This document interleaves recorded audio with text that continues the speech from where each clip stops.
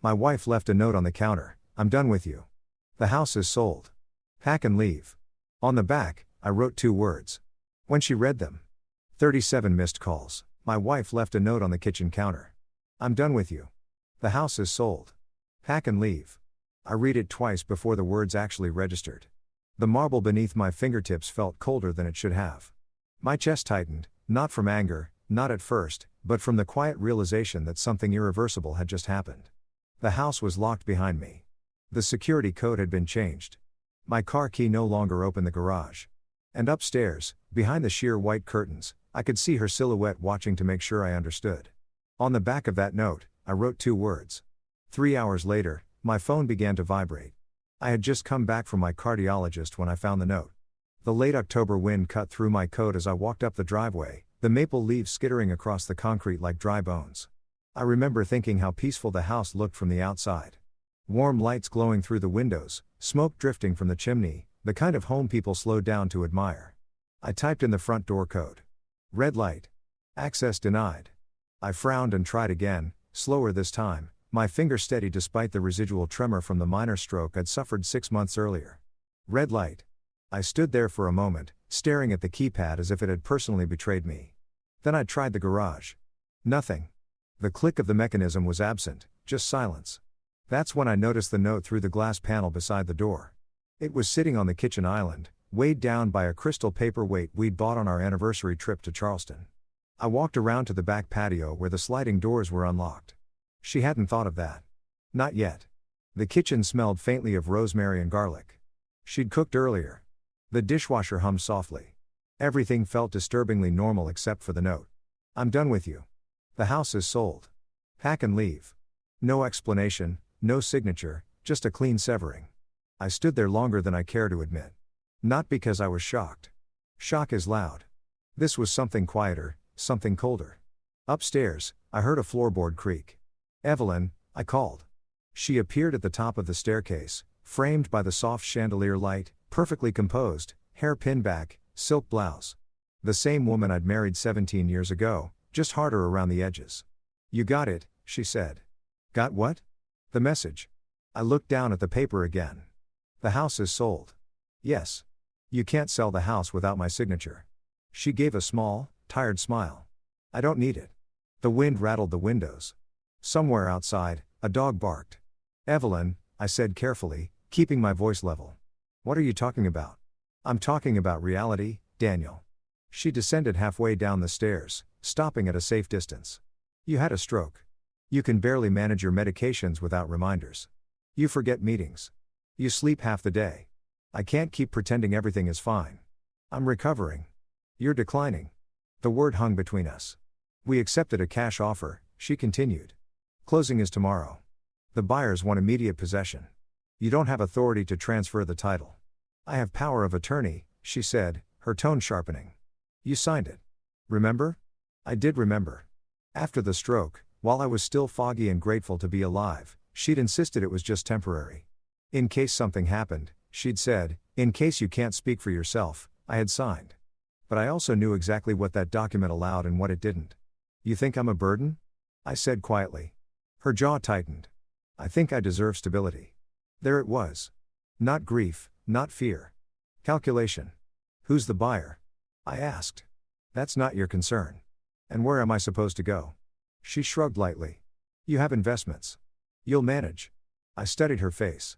There was something behind her eyes I hadn't noticed before. Urgency, almost panic. This wasn't about my health.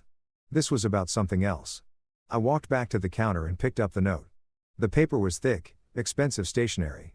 She'd taken time to choose it. I turned it over. On the blank side, I wrote 2 words. Check again. I set the note back exactly where she had left it. What does that mean? She asked. You'll see. I walked out the back door without another word. The air outside felt sharper now, cleaner. My heart beat steady in my chest, stronger than it had in months. I didn't drive to a hotel. I drove downtown. By the time I reached my attorney's office, I already knew what I would find. At 5:42 p.m., my phone buzzed for the first time. Evelyn. I let it ring.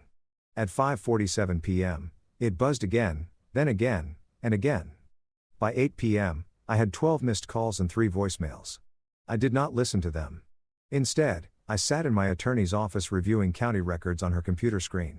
The quitclaim deed had been filed that morning. It bore my name, my supposed signature, except it wasn't mine. And more importantly, the house wasn't mine to transfer. It hadn't been for 12 years. When I finally stepped outside into the cold night air, my phone vibrated again. 17 missed calls. I turned it face down on the passenger seat. She thought she had removed me from the board. She didn't realize she had just made her first mistake. And tomorrow at closing, she was about to make her last. By 6:30 the next morning, my phone showed 23 missed calls. I hadn't slept much, not because I was upset, but because my mind was working. I've spent 35 years in estate planning and commercial asset structuring. When something doesn't make sense, I don't panic. I trace it. Evelyn didn't sell the house because she thought I was declining. She sold it because she was desperate. I was sitting across from Margaret Hill at 7:12 a.m. Margaret has been my attorney for 14 years.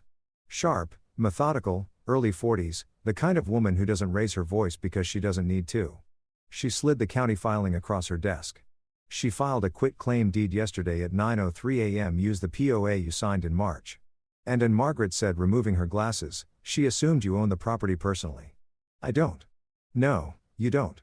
12 years ago, long before Evelyn started redecorating the house in shades of white and gray, I transferred the property into the Henderson Asset Protection Trust.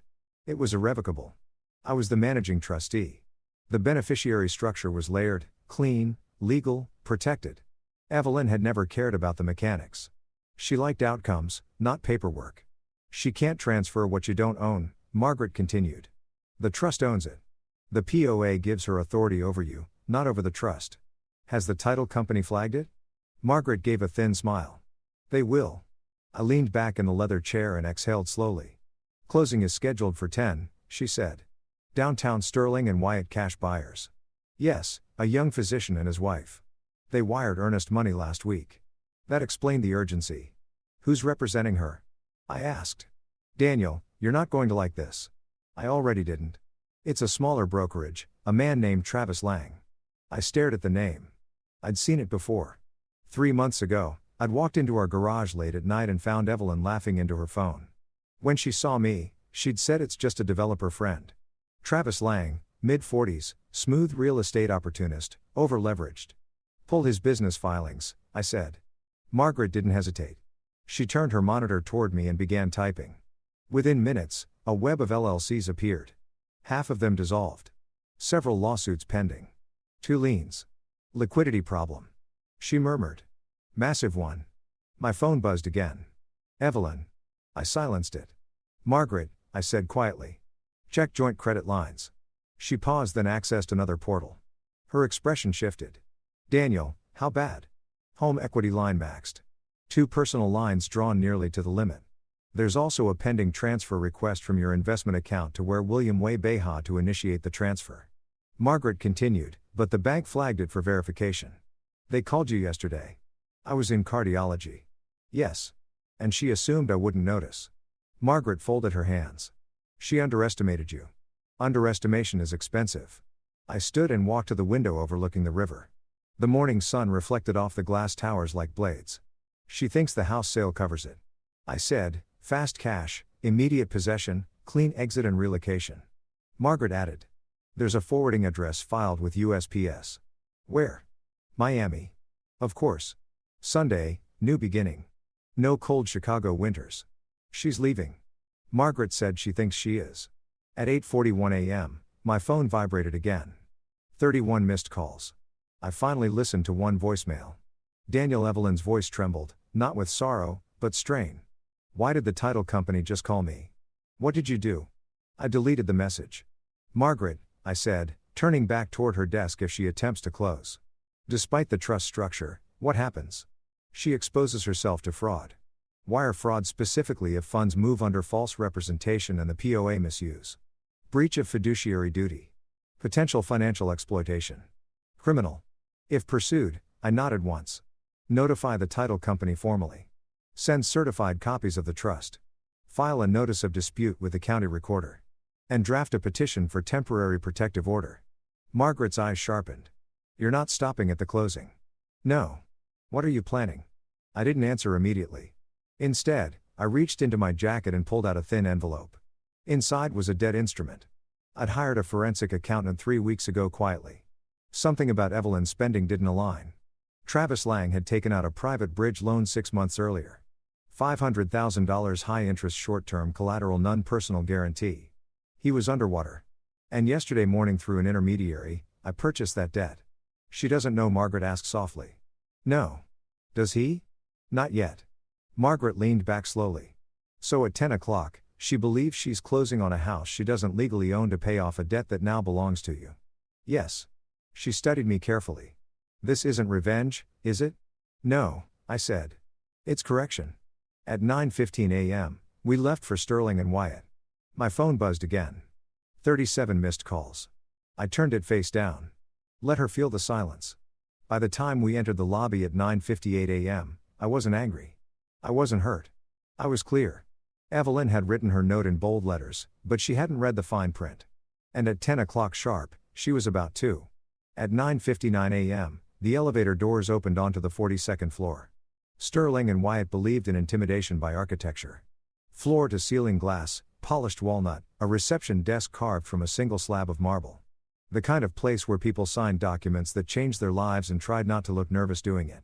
Margaret walked beside me, her heels striking the floor with quiet precision. 2 men followed at a measured distance, plain clothes, neutral expressions. Detectives Miller and Caruso. They looked like corporate executives. They were not. Through the glass walls of Conference Room B, I saw Evelyn.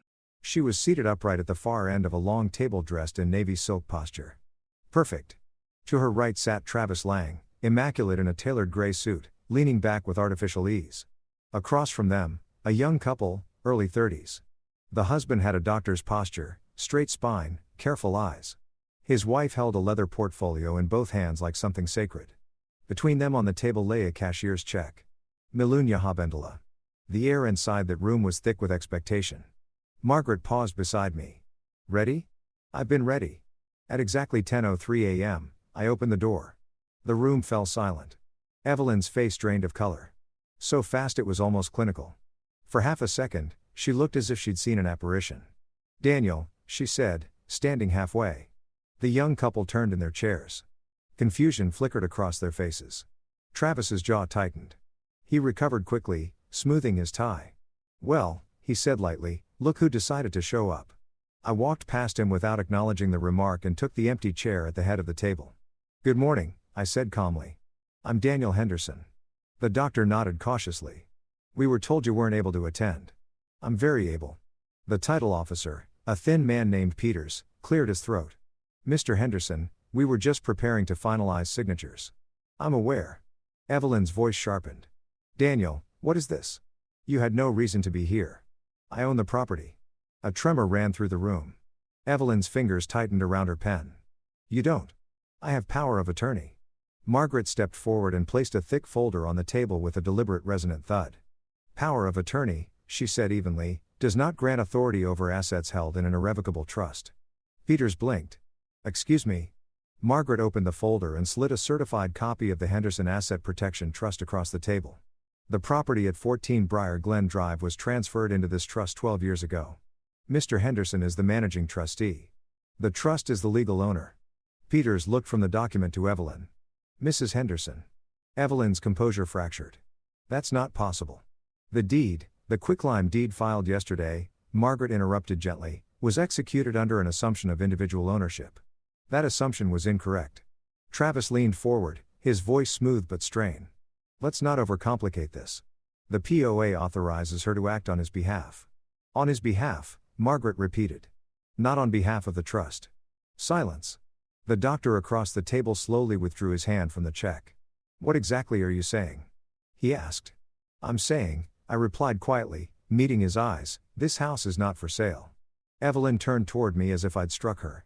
You can't do this. I already did. Her breathing quickened. Daniel, this is humiliating. It would have been far worse if it had gone through. Peter stood abruptly. We need to pause this closing immediately. I'm not proceeding until ownership is verified. The doctor's wife leaned toward her husband, whispering something urgent. He nodded and carefully slid the cashier's check back into his portfolio. Travis's confidence dissolved. A bead of sweat appeared at his temple. "Daniel," he said under his breath. "We had an understanding." "No," I replied. "You had an assumption." Margaret handed Peters another document. Notice of dispute filed with the Cook County Recorder at 8:17 a.m. today. The transfer is legally contested. Peter scanned the page, his expression shifting from confusion to alarm. Evelyn's voice dropped into something close to pleading. "Daniel, please. We can discuss this privately." "We are discussing it." Her eyes flicked toward the young couple. Their optimism had evaporated, replaced by visible unease. "This is a misunderstanding," Evelyn insisted. "Daniel's been unwell. He doesn't always." "Careful," Margaret said softly. Evelyn stopped. The weight of those words settled heavily in the air. Travis pushed back his chair, standing abruptly. "This is ridiculous. We've invested time and resources into this transaction." "And you nearly invested wire fraud," Margaret replied evenly. The word hung there. "Fraud?" Travis went pale. The doctor stood his jaw tight. "We're leaving." "I'm very sorry," I said sincerely. "You deserve better than this." They exited without another word. The door closed. For a moment, only the hum of the air conditioning filled the room. Evelyn turned toward me, eyes blazing. "What did you do?" she whispered. "I told you to check again." Her composure collapsed. "You set this up?" "No," I said calmly. "You did." Travis grabbed his briefcase. "We should go." He moved toward the door, but Detective Miller stepped forward just enough to block the path. "Not yet," Miller said quietly. Travis froze. Margaret placed one final document on the table.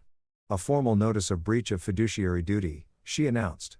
"And pending petition for financial exploitation." Evelyn stared at the paper like it was written in a foreign language. "You're filing charges?" she asked. "That depends," I replied, standing slowly. "On how honest you're prepared to be?" Her eyes filled not with sorrow, but fear. For the first time that morning, she realized something crucial. This wasn't about the house, and I wasn't the one cornered. As we exited the conference room, my phone buzzed again.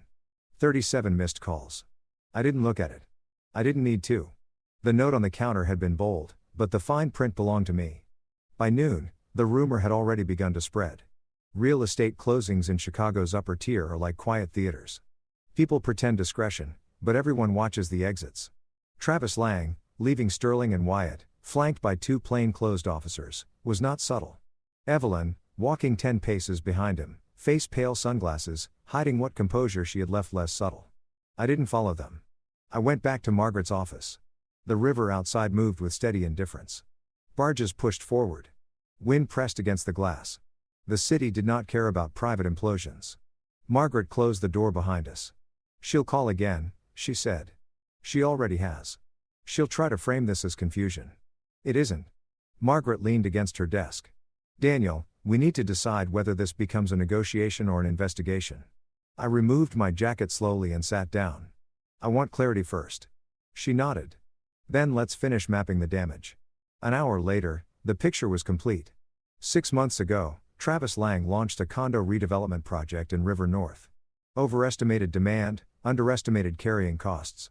When pre-sales slowed, he secured a private bridge loan at an unforgiving interest rate, 12% short-term balloon payment.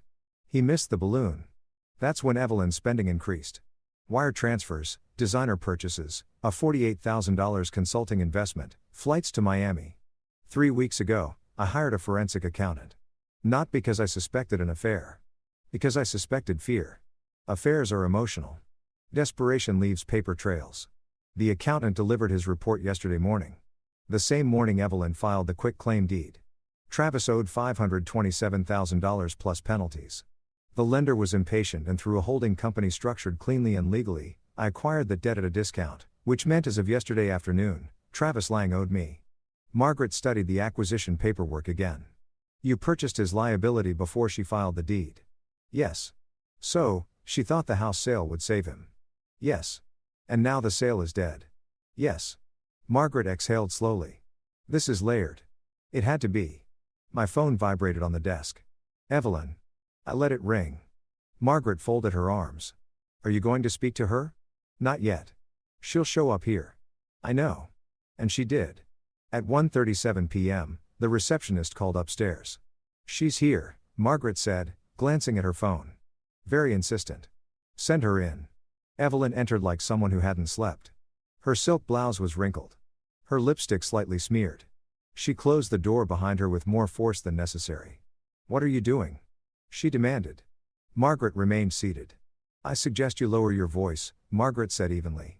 Evelyn ignored her. "You humiliated me," she said, turning to me. "In front of buyers, in front of Travis. You humiliated yourself." Her hands trembled, not with weakness, but fury. "This was a misunderstanding," she insisted. "The trust I didn't know. You didn't ask. You've been distant for months." She snapped. "You stopped sharing decisions. You act like I'm not capable." "This wasn't about capability." She stepped closer. "Then what was it about?" I slid a thin folder across the desk toward her. She opened it. The color drained from her face for the second time that day. "What is this?" "Your solution?" I said quietly. Inside were copies of Travis's loan agreement, the assignment of debt, and a notice of demand. "You bought this," she whispered. "Yes." She flipped through the pages, her breathing quickening. "You can't." "I already did." Her eyes darted toward Margaret. "This is coercion." "No," Margaret said calmly. "It's asset acquisition." Evelyn looked back at me, something fragile breaking beneath her anger. "You were spying on me." "I was verifying." "You don't trust me." "Correct." The word landed hard. She swallowed. "You think this is about money?" she said, her voice dropping. "You think I'd risk everything for money?" "No," I replied. "You risked everything because you were afraid of losing it." Her eyes flickered. "There's more," I continued. I pressed a button on Margaret's desk speaker. A recording began to play. Evelyn's voice. Travis's voice clear. "She doesn't have long," Travis said. Lightly. Evelyn laughed nervous. "He's not dying." "Not today," Travis replied. "But you said the doctor mentioned vascular damage." There was a pause. "I just need the house sold," Evelyn said. "Once we close, we're clear." The recording stopped. Silence filled the room like rising water. Evelyn stared at the speaker as if it had betrayed her.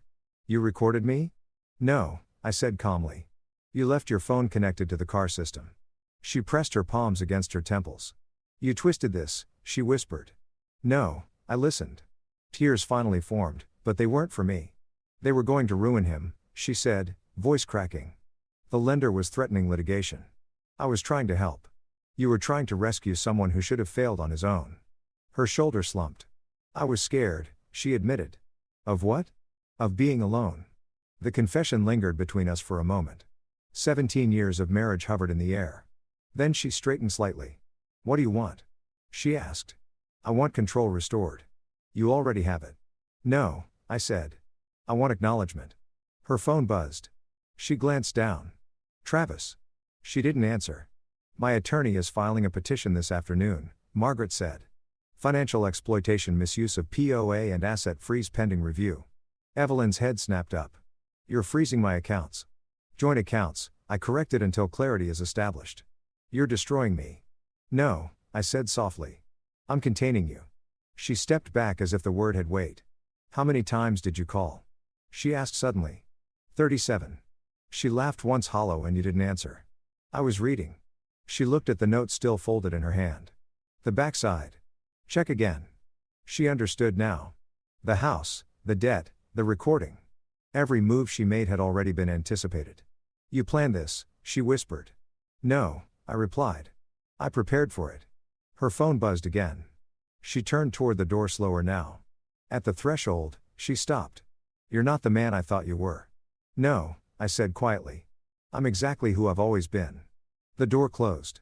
Margaret looked at me carefully. "This escalates from here," she said. "I know." My phone remained face down on the desk. It didn't vibrate again. Not yet.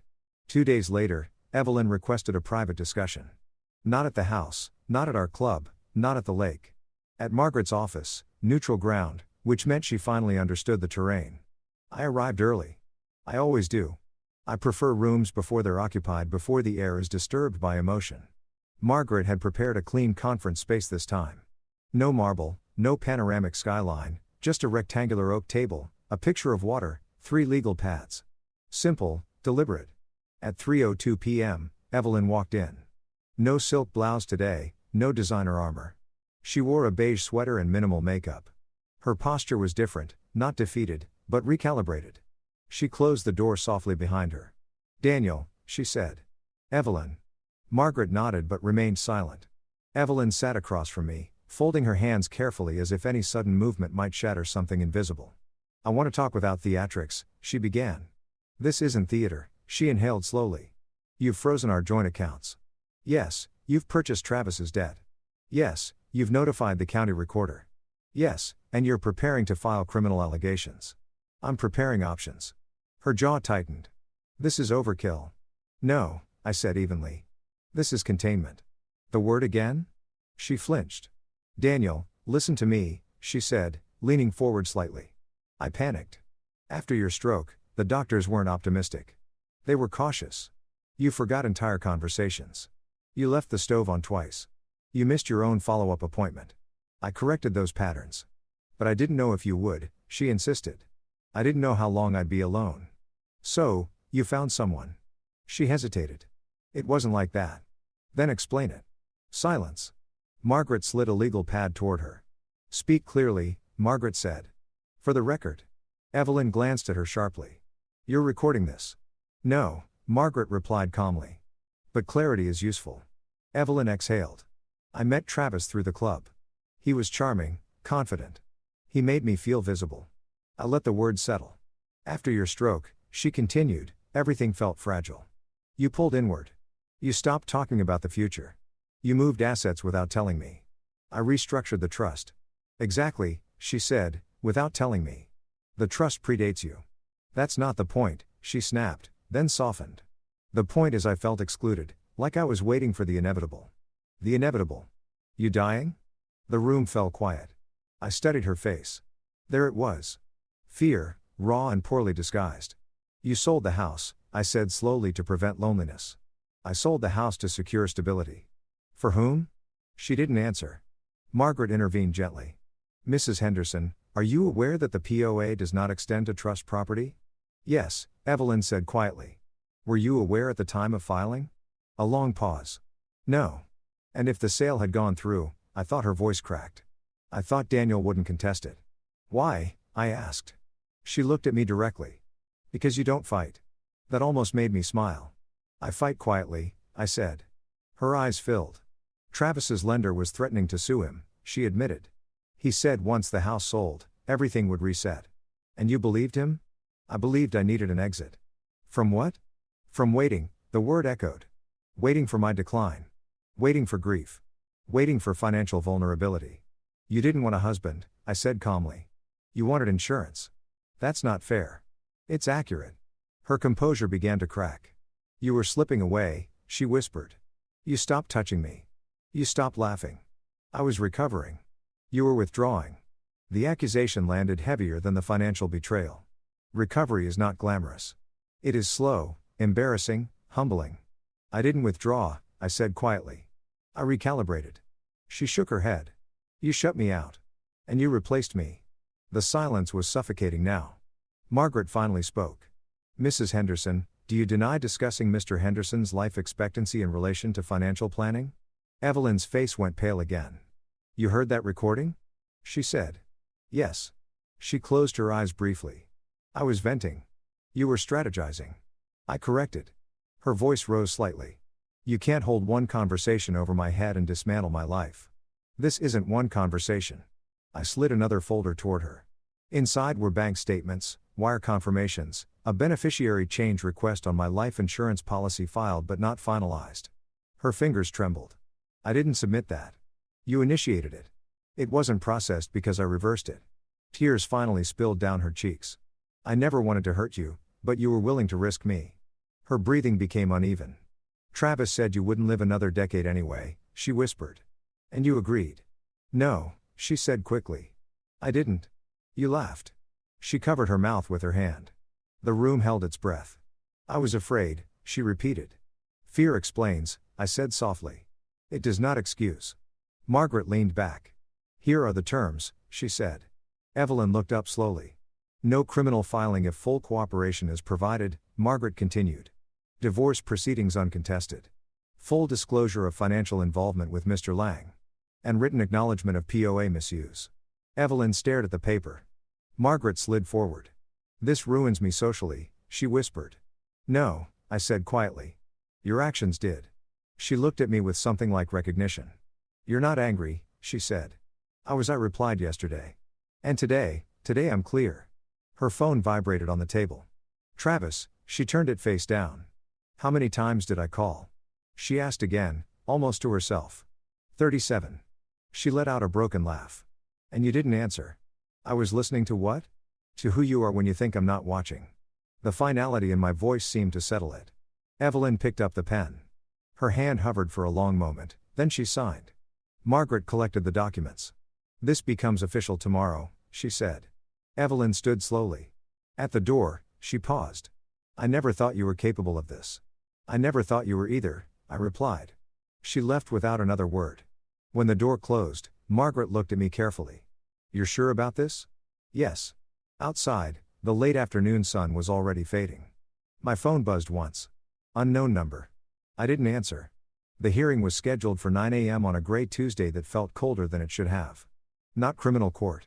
Civil, orderly, controlled, but no less devastating. Cook County Civil Division doesn't look like television.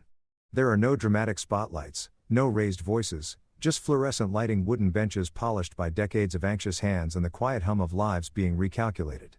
I arrived alone. Margaret met me inside, files in hand, composed as always. Ready? She asked. Yes. Evelyn sat on the opposite side of the room. She looked smaller today. Not physically, but socially. Two women from the club sat 3 rows behind her, not beside her, behind, observing. Travis sat at the far end, jaw, tight posture, rigid. His attorney, a thin man with an expensive watch, flipped through documents with visible irritation. When the judge entered, the room stood. Judge Halpern was in his late 60s, calm, direct, the kind of man who had seen every version of deception and no longer reacted emotionally to any of it. We were called forward. Margaret spoke first. Your Honor, this is a petition for declaratory judgment regarding misuse of power of attorney, attempted transfer of trust property, and associated financial exploitation. The judge looked over his glasses at Evelyn. Mrs. Henderson, do you dispute the trust structure? No, Your Honor, she said quietly. Do you dispute filing the quitclaim deed? No. Were you aware the property was not held in your husband's personal name? A pause. No pro. Judge Halpern nodded once. Power of attorney grants authority within the legal scope of the principal's assets, he said evenly. It does not override trust ownership. Margaret handed forward certified copies. The judge scanned them and the debt assignment, he asked. Margaret gestured toward Travis. Mr. Lang secured a private bridge loan. Mr. Henderson lawfully acquired the outstanding note. Travis shifted in his seat. Judge Halpern turned to him. Mr. Lang, were you aware Mrs. Henderson intended to use proceeds from this sale to satisfy your obligation? Travis hesitated. Yes. And did you verify ownership of the property? His attorney interjected. Your Honor. Answer the question, the judge said calmly. No, Travis admitted. The silence that followed was surgical. Judge Halpern leaned back. This court finds the attempted transfer invalid. The property remains vested in the Henderson Asset Protection Trust. He turned toward Evelyn. As for misuse of POA, while ignorance may mitigate intent, it does not erase consequence. Her shoulder sank slightly. Margaret continued, Your Honor, we request temporary financial oversight and full disclosure of transactions initiated under PA authority. Granted, the gavel struck lightly. Travis's attorney rose. We object to the debt acquisition being weaponized. The judge looked at him with mild impatience. Debt acquisition is not weaponization. It is capitalism. A ripple of restrained amusement moved through the room. Travis's face wrinkled. The lender assigned the note legally, the judge continued. Mr. Lang remains personally liable. Travis swallowed hard. Judge Halpern closed the file. This court encourages resolution without further litigation, but let me be clear. Trust structures exist for protection. Attempts to circumvent them invite scrutiny. He stood. The hearing was over. No shouting, no theatrics, just irreversible clarity. Outside the courtroom, whispers began immediately. One of the club women approached Evelyn cautiously. I didn't realize, she murmured. Evelyn didn't respond. Travis moved quickly toward the exit, avoiding eye contact with anyone. I remained still. Margaret touched my arm lightly. You're done here? Yes. Evelyn walked toward me slowly. Her eyes were red but dry. You won, she said. I didn't compete. She let out a shallow breath. I never thought you'd go this far. I never thought you would. A faint bitter smile touched her lips. They're all talking, she said quietly, glancing around the hallway. That will pass. And Travis, he owes what he signed for. She studied me for a long moment. You could have destroyed him. I didn't. You could still press charges. I haven't. Why? Because destruction is noisy. And I was done with noise. I don't need punishment, I said. I need separation. She nodded slowly. And what am I supposed to do now? The question wasn't rhetorical. It was hollow. That's your responsibility. She looked like she wanted to argue. Instead, she whispered, I was afraid. I know. And now you're accountable. Her phone buzzed. She glanced down. 3 missed calls. Not from me. From Travis, she silenced it. I didn't think you were capable of strategic cruelty, she said softly. It isn't cruelty, I replied. It's boundaries. She nodded once. Then she walked away. Margaret joined me near the courthouse steps. Protective order will hold, she said. Financial review in 30 days. Divorce filing can proceed cleanly. Good. She studied my face. You feel anything? Yes. Way to bar 1. Relief. Not triumph. Not vindication. Relief. The kind that settles in the chest like warm air after a long winter. As we reached the car, my phone buzzed again. I checked it. 37 missed calls. All from the first night. She had stopped calling after the hearing. Silence now. Real silence. I slid the phone back into my pocket. The house still stood. The trust remained intact. The debt had been acknowledged and the illusion was gone. For the first time in months, my heartbeat felt steady. Not because I had won, but because I no longer had to defend. 3 months later, I moved into a lakefront condo on the north side. Smaller than the house on Briar Glen, cleaner, intentional. Floor-to-ceiling windows faced the water. In the mornings, the lake looked like brushed steel. By afternoon, it turned restless and blue. I kept the furniture minimal. A leather chair by the glass, a walnut desk, 2 framed photographs, one of my father in his Navy uniform, one of me at 35 breaking ground on my first development. No wedding photos, not out of anger, out of clarity. The divorce finalized without theatrics. Evelyn signed everything as agreed. No contest, no appeals, full financial disclosure. She retained what was legally hers, nothing more. Travis declared restructuring within weeks. I did not accelerate his debt. I did not harass him. I allowed the contract to perform exactly as written. That was consequence enough. On a quiet Sunday evening in March, as snow melted along the shoreline, my phone buzzed again. A voicemail. Evelyn. I stared at the screen for a long moment before pressing play. Daniel, her voice began softer than I remembered. I know I shouldn't call. I wanted to say I'm sorry. The word lingered. I wasn't thinking clearly. I was scared. Travis left for Miami. The project collapsed. I misjudged everything. I listened without moving. I didn't mean for it to go that far. I didn't think you would fight back. There it was again. Fight. I thought you would just let it happen. Silence on her end, breathing. I didn't realize you were protecting yourself, she continued. I thought you were withdrawing. I paused the message. The room was quiet except for the faint rhythm of waves hitting the breakwater. I walked to the desk and opened the top drawer. Inside, folded neatly, was the original note. The paper had softened at the creases, but the ink was still bold. I'm done with you. The house is sold. Pack and leave. I turned it over. 2 words. Check again. Not dramatic, not poetic, just precise. I resumed the voicemail. I don't expect anything, she said. I just needed you to know I never wanted to hurt you. The message ended. No tears, no begging, just exhaustion. I didn't call back. Not because I hated her, but because the chapter had already closed. At our age, love without respect is a liability. Fear disguised as affection becomes manipulation. And silence, when chosen intentionally, is not weakness. It is sovereignty. The lake darkened as the sun dipped below the horizon. Lights flickered on across the shoreline. Small constellations of other lives unfolding in parallel. I made tea and sat in the leather chair by the window. 17 years is not erased in a courtroom. It fades in increments. In the way you stop reaching for a second cup. In the way the house no longer echoes. In the way your phone doesn't vibrate at midnight. Recovery taught me something I hadn't known at 40. Strength is not loud. It is structured. It is paperwork filed on time.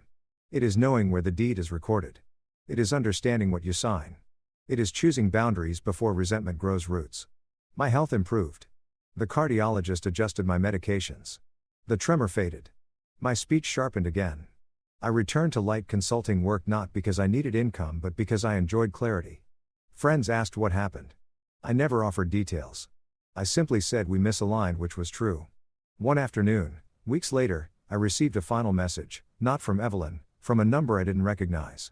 It was Travis, Mr. Henderson. The text read, "I've restructured the project. I'll be current on the note next quarter." I stared at it briefly, then I typed back one sentence. "Honor your agreements, no threats, no sarcasm, just expectation." He responded with "understood." I turned off my phone and placed it face down on the table. The air inside the condo felt different than it had months earlier in that marble kitchen. Less ornamental, more real. Sometimes in the quiet moments before sleep, I replay the image of that first afternoon, the red light on the keypad, the wind across the driveway, Evelyn's silhouette at the top of the stairs. I don't feel anger. I feel gratitude because that note forced clarity, forced preparation to surface, forced me to stop assuming partnership where alignment no longer existed. You can love someone deeply and still protect yourself. You can forgive without re-entering the fire. You can walk away without slamming the door.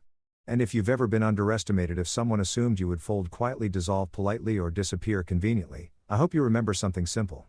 Read the fine print, protect your name, and if someone tells you the house is sold, check again.